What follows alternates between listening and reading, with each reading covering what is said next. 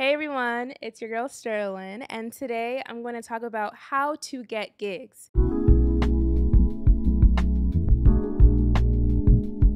I'm a professional bass player who's been playing music full time for the past 2 years. I've been playing bass since 2018, and within 3 years of playing, I started working full time, which means I pay my bills, my rent, my car note, all of the things. I'm currently on a national tour playing bass for a Broadway musical called Six, and I've been doing that for the past 13 months. But before that, I was working in my hometown, Boston, Massachusetts, just making it work, grinding, doing all the things, and there were some tips that definitely helped. So today I'm going to talk about how you can get gigs in your city and even beyond. So the first and most important thing, you want to be able to play.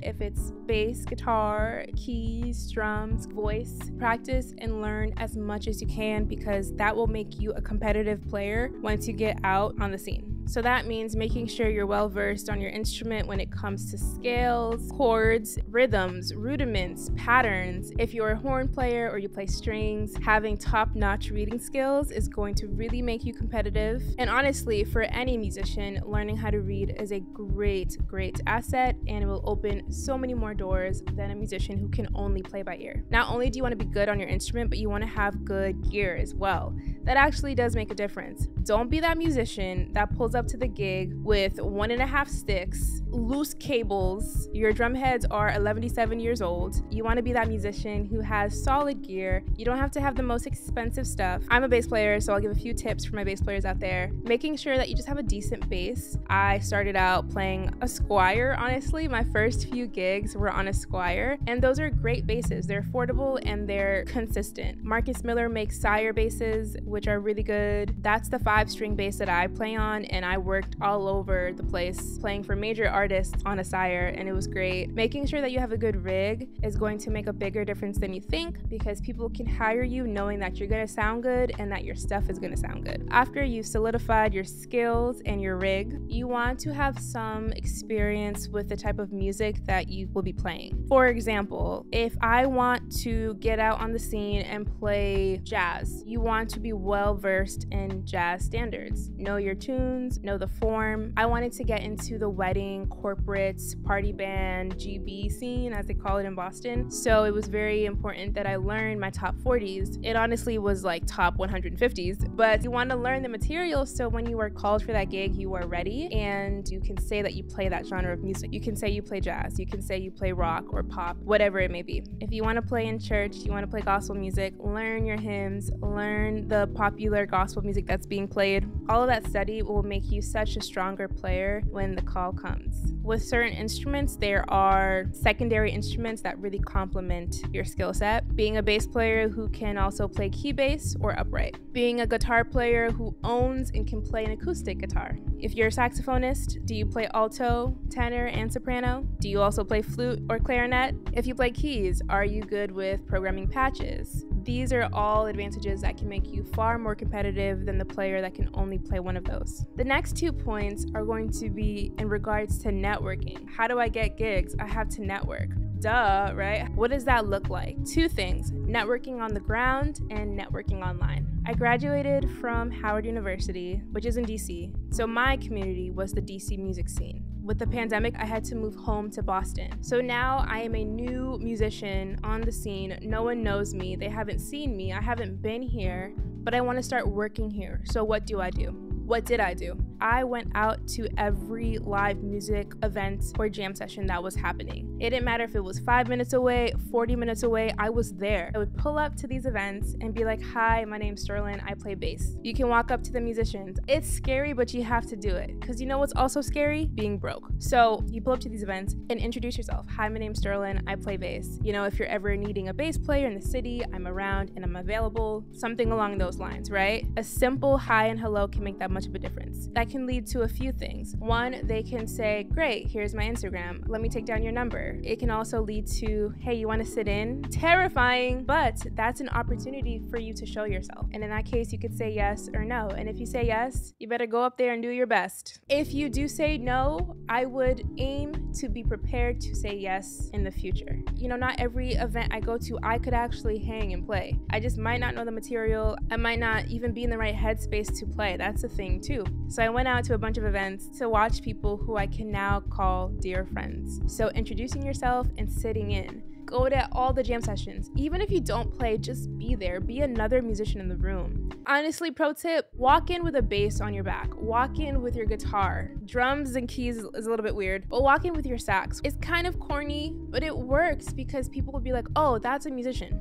You know what I mean? Like, out of sight, out of mind. Now you're in their sight. They see you with an instrument. They're making the connection that you play and that you're here. You can start introductions that way. Network on the ground. Be outside. That's my tip. You want to be out in these streets, meeting folks, connecting, sitting in, playing, and just being on their minds. Be outside, be on their minds, and next thing you know, you'll be on the gig. The next point, and this was really powerful for me, network online. Social media is infinite. It's so powerful, and we know this, right? We know people who have careers off of the internet. We know people who get discovered on the internet. You could be one of those people. So what does that mean for you? Having a page and post. For musicians, Instagram is really where it's at. Post videos of you playing, whether it's you shedding or just playing a song at a gig, a school performance, post you playing. And I'm just gonna say that. Like, I'm not gonna put all the requirements because we think it's not good enough. Just post. You never know who's watching, and I've learned that the people that you never think are watching are. And I know that sounds scary, but it's also like, oh, I could reach people who I didn't even think I could reach. And knowing that, I'm gonna take this thing a little bit more seriously and put out the best content I can so I can put my best foot forward and give the best first impression. So post videos of you playing because you can get so many calls from that. I'm telling you right now, every major gig that I've gotten has been through Instagram. I was playing for a major artist not too long ago because the MD saw a challenge that I did, like a video TikTok challenge.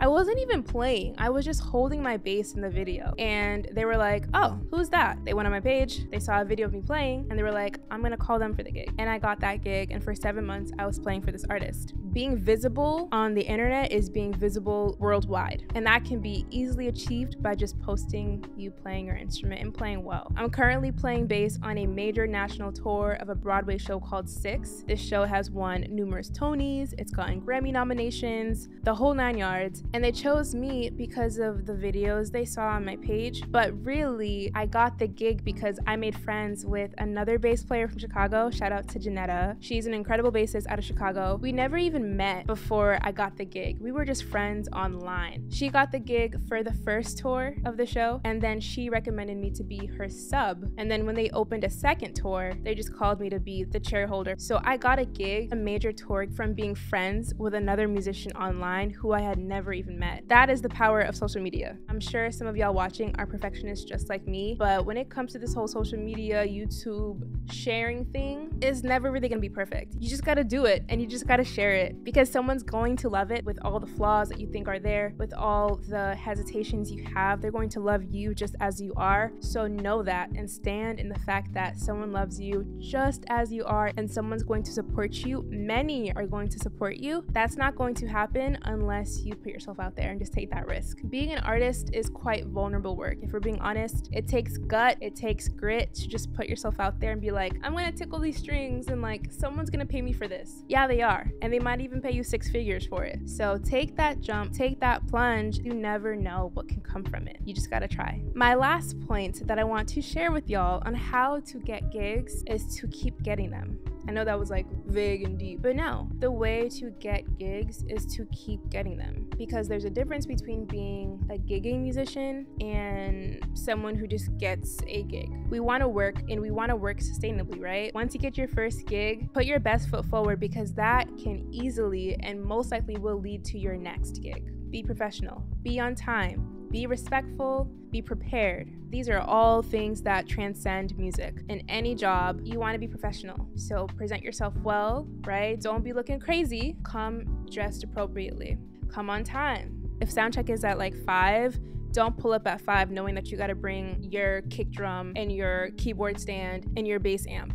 Come early so that way you are ready to play on the downbeat at sound check time. That's kind of how you want to think. Be prepared, learn all the music and learn it well. And honestly, this is like a weird like instruction, but at the core, be a good person. We are all growing, we are all figuring out this thing called life, but the bare minimum is to be kind to everyone. Be respectful, be humble, whether you think you're the most killing thing on earth or not. I know it's weird like me telling you be nice, but like for real, just be respectful, be kind, because yes, you're going to be working with other people. You're going to be playing with people who will become your friends. So you don't want to burn any bridges early on. Be accountable, whether it's on the stage or off, because all of these things will show others a lot about your character, and that can be the difference between you being called for a gig and somebody else. One is a friendlier person that people want to be around, and the other is a jerk. And with that being said, if you're on the gig, treat that gig like it's your last. Treat it like it's your first. We all know our first gig, we were like, okay, I'm ready.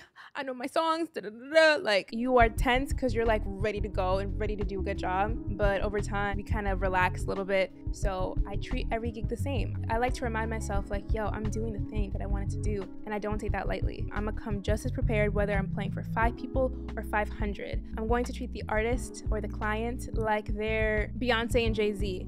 Treat everyone with respect, treat every gig with respect. Those are things that people can feel, and it will contribute to your energy that you bring to the gig. Be ready to play. Treat every gig like the gig you want, because it can easily lead to that one. So yeah, those are all the tips I have on how to get gigs. I know there are other musicians that are watching this video. Comment down below, what are some tips that really helped you when you were starting out? If you want to get your feet wet in the local music scene and you're nervous about making that step, let me know what you thought about this video. What questions do you have? I'd be more than happy to answer any questions and provide any insight on what I've learned in my journey in doing this thing. So yeah, I want to just have a conversation with y'all as well as see some of your tips, because I'm still figuring it out. I'm only 24. I've only been working in the music industry full-time for about 2 years. So I still have a lot to learn. I still have a journey ahead of me that I gotta navigate. So I want to learn from y'all just as y'all can learn from me. Thank you guys for watching. I love you guys. I want to encourage you guys to go for what you want. You can have the life that you want. You can achieve the dreams that you dream of. If you are diligent in putting in the work hard, study hard, pray hard, believe hard that you can do it. You absolutely can and will. Anything that's in here can come to fruition. Just keep pushing, keep believing, keep being beautiful, and I will catch you guys in the next one.